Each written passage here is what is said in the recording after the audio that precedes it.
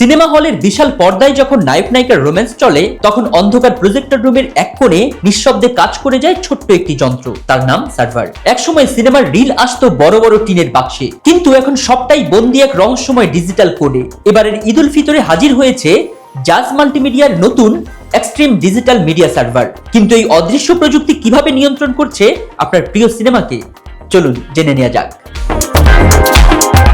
কোডের মায়াজালে বন্দি সিনেমা এটি কোনো সাধারণ ভিডিও প্লেয়ার নয়, বরং এক দুর্ভেদ্য ডিজিটাল দুর্গ। প্রথমে সিনেমাটিকে বিশেষ এনক্রিপশন বা গোপন কোডের মাধ্যমে তালাবদ্ধ করা হয়। জাজের মূল সার্ভার থেকে এই তালাবদ্ধ ফাইলটি ইন্টারনেটের মাধ্যমে পৌঁছে যায় দেশের আনাচে কানাচে থাকা 125টিরও বেশি সিনেমা হলের নিজস্ব সার্ভারে। প্রতিটি হলের জন্য থাকে আলাদা ডিজিটাল চাবিকাঠি বা ইউজার আইডি। প্রযোজক চাইলে এক নিমিষেই বন্ধ করে দিতে পারেন যে কোনো হলের শো, কারণ পুরো ব্যবস্থাটি নিয়ন্ত্রিত হয় একটি শক্তিশালী লাইসেন্সিং সিস্টেমের মাধ্যমে।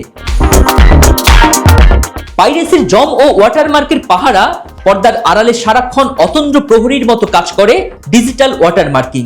যদি কেউ লুকিয়ে সিনেমা রেকর্ড করার চেষ্টা করে, তবে সেই অদৃশ্য চিহ্ন বলে দেবে ঠিক কোন হলের কত নম্বর আসন থেকে এই দুষ্কর্ম করা হয়েছে। ঈদের রাত্রে কেন ঘটল বিপত্তি, কিন্তু এই নিখুঁত প্রযুক্তিও কি মাঝে মধ্যে খেই হারিয়ে ফেলে?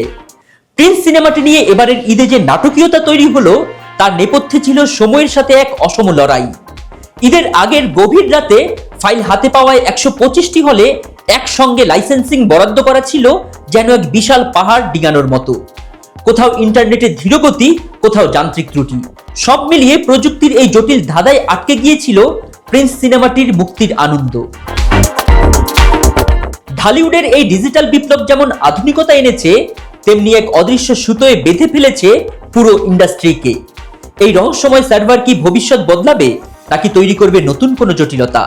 উত্তরটা সময়ের গর্ভেই তোলা রইল।